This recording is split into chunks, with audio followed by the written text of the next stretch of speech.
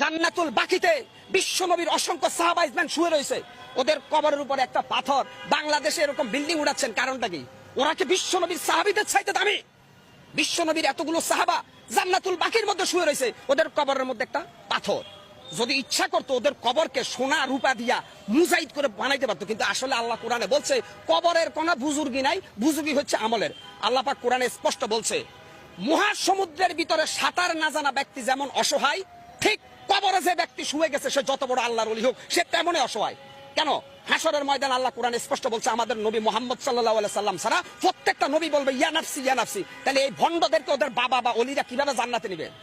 এই বেটা গাঁজাখোর, বেটা বদমাইশ, কোরআন নাই, হাদিস নাই, ফরকালের চিন্তা নাই, আইসাই কয় আমরা মাজারের ভক্ত। ওলি তোমরা মাজার ভক্ত, মাজার পূজারী, অলিদের ভক্ত না।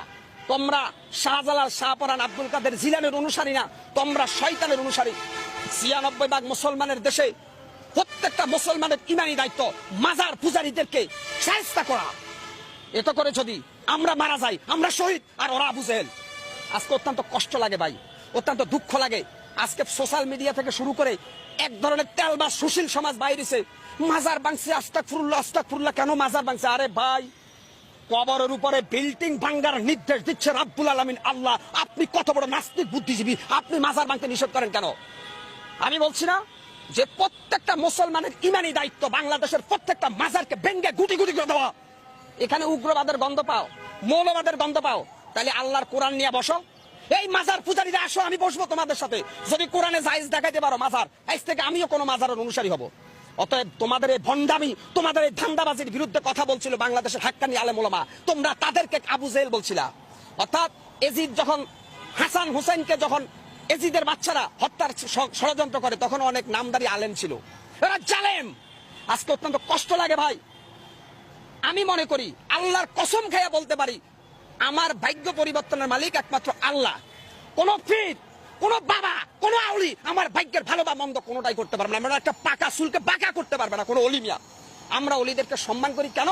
তারা আমাদের জন্য ইসলামের সংবিধানকে রেখে গেছে, এই জন্য আমরা অলিদের সম্মান করি।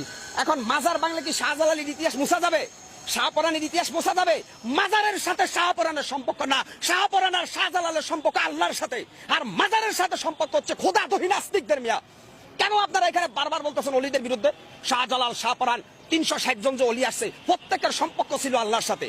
আর যারা মাজারের মধ্যে সেজদা দেয়, পূজা করে, এদের সম্পর্ক ইবলিস শয়তানের সাথে। এরা শয়তান, এরা বাটপার, এরা ধোঁকাবাজ। কি হচ্ছে? শেখ হাসিনা ফ্যাসিস্ট হাসিনার আমলে হয়তো কেউ কথা বলতে পারে নাই, কারণ শেখ হাসিনা গোটা রাষ্ট্রটাকে জিম্মি করে রেখেছে। আজকে আমি মুসলমান, যেই দেশে মুয়াজ্জিনের